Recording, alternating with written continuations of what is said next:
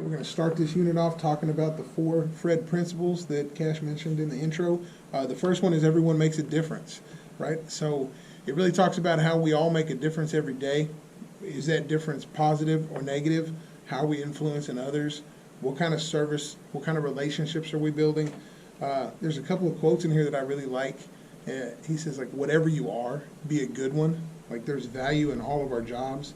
Nobody can stop you from choosing to be exceptional in what you do, right? That's a personal choice. To be a Fred, it's not something you can drive into someone. You have to do this. You can't force it. It's wanting to make a change every day in your world around you, in other people, in just make a difference in other people's lives and in the relationships that you create with those people.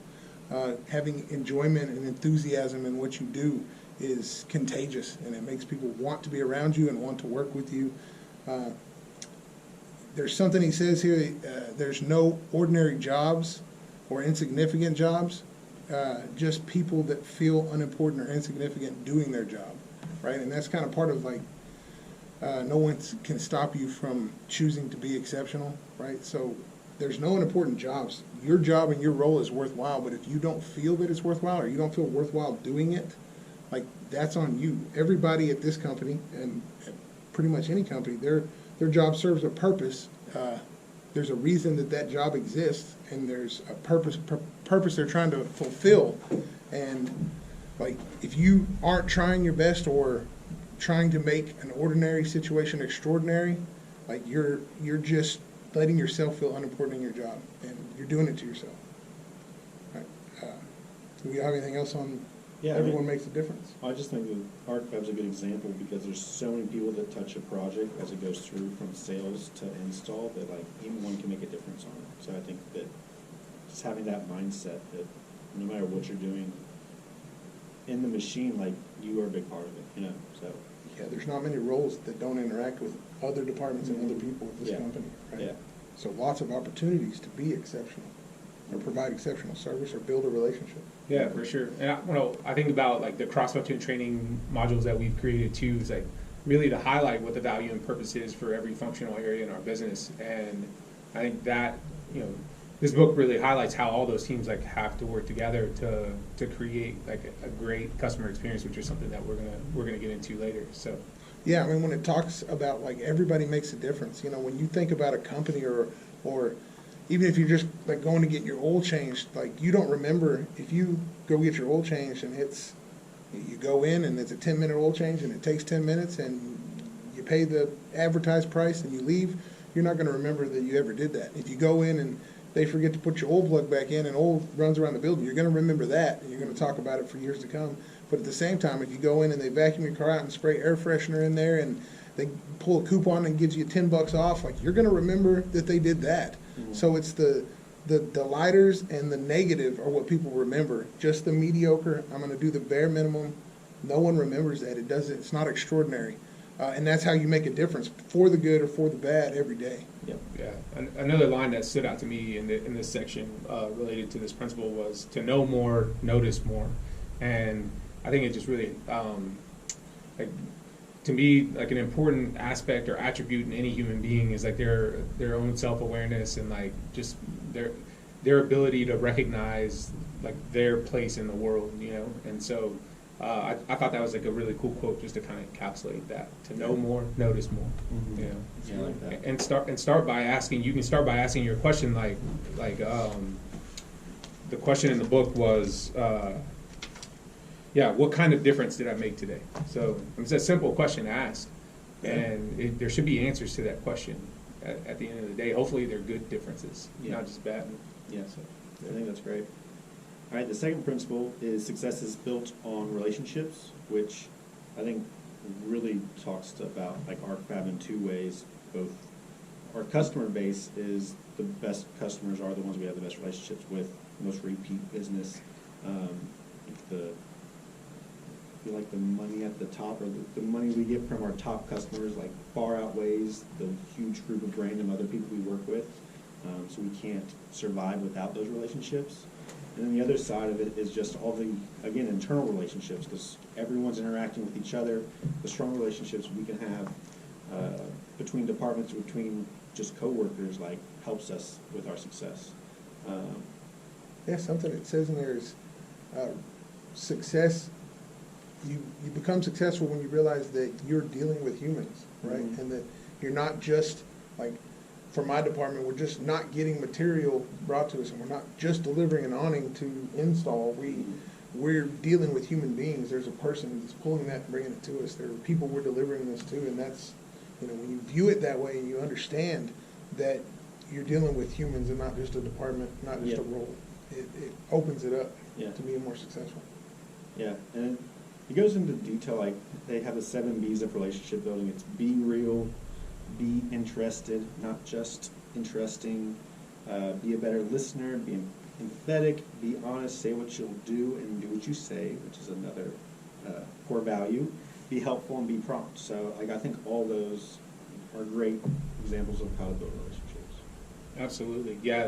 Again, one of the lines that stood out to me was a quote at the beginning of the chapter for this principle, which was, "You add value to people when you value them." Yeah. And so I just think about. I mean, we've been talking about around this a lot, not just in Aid to Camp or in this particular book study, but just like really valuing the people around us, and like I think that ties nicely into like the human aspect. And is understanding like some of us are, I would guess that most of us are like hardwired to like naturally give ourselves the benefit of the doubt in like situations that play out, but we almost always judge people based off their like the worst intentions.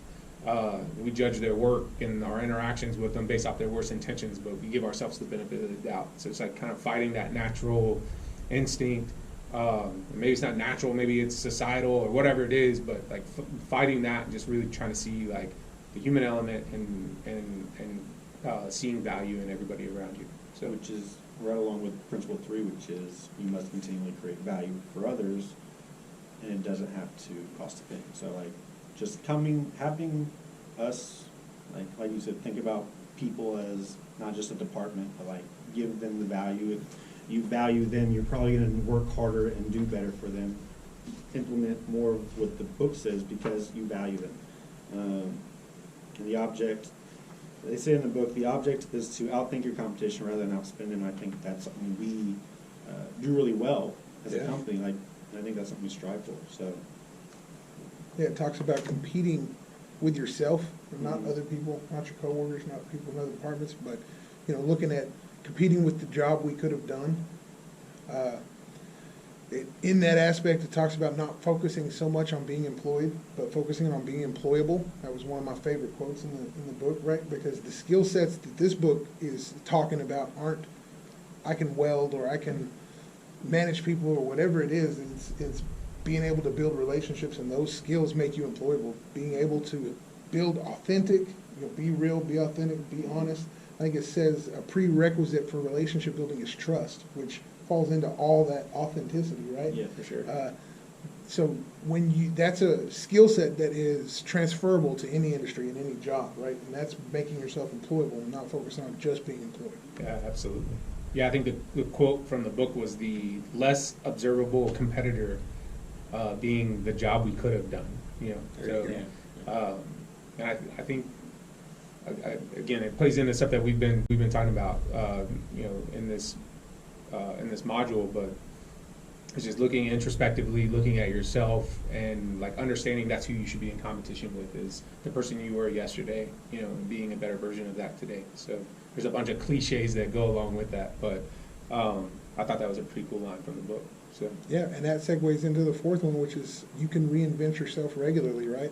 And it's not talking about like changing your style of clothes and like I listen to different music today and whatever. It's every day is a clean slate. You have a new opportunity, and even if being a Fred, even if going the extra mile is not your natural mindset, right? You can make that change. You can make that difference, but you can start it by making the idea. I'm going to do one positive thing today. I'm going to go the extra mile today.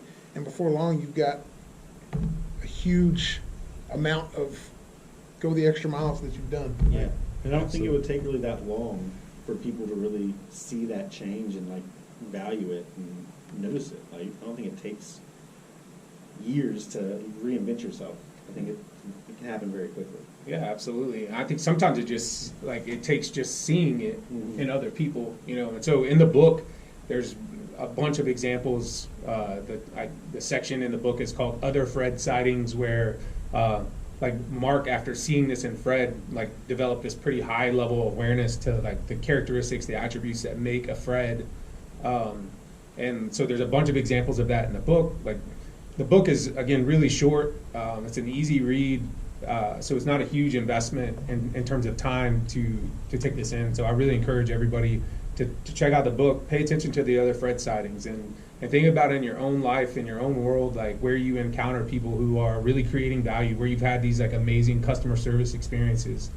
But then also think about, like, raise your level of awareness towards the people internal here at ArcFab. Like everybody should know that we have a recognition page to recognize people for living out our core values, recognizing them in specific to this case, like go the extra mile, recognizing these examples. And sometimes it's like reading them, reading about them and understanding like what it actually means to go the extra mile or to be a Fred, like kind of opens your purview or it raises your awareness towards these behaviors, and start recognizing them in the people that you work with on a daily basis. I think people will be surprised about how much great, just how many great things are happening across our business every day, and great examples of go the extra mile. So take advantage of that recognition page and share recognition for your coworkers. There's no better way to like show somebody that you really value them by recognizing the work that they've done. So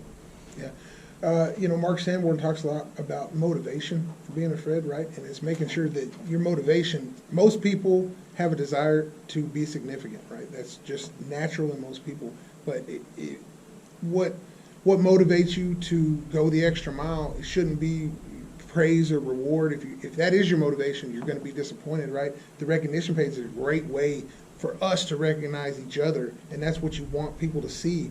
Right? It talks about if you're unhappy at your job, don't do a different job. Do your job differently. Yeah. Right? And that's that. I mean, I think the number one thing he says when he asks Fred, he goes back and talks to Fred near the end, and he says, I never have asked you why you try so hard or why you are this way. And he just said, it feels good to do good. And that's the best motivator, right? It feels good to do your job well, to serve someone else well, to go that extra mile. For sure. Right. And he gave some like kind of tips around like what I've kind of called like the fundamentals of becoming a Fred, or fundamentals around going the extra mile. The number one fundamental was you choose, right? And we talked about that earlier, but you choose how you like what value you're creating in your work. You choose how that like manifests itself. And really, it's like having the most fun doing your best work. Like that's the spirit behind going the extra mile. That's also the spirit behind being a Fred. Doing the right thing for the right reason is the second fundamental, and it's doing the right thing, knowing that doing it is its own reward, which is kind of what you were talking about earlier. Absolutely. And then the last one was your possibilities are endless. So see the infinite ways to create excellence and wow in your work. And I think if we could have everybody in our organization really driving towards those fundamental things, like there's really nothing that we can't accomplish that's out in front of us. Yeah, well, it creates, and the book talks about it, creates a ripple effect, right?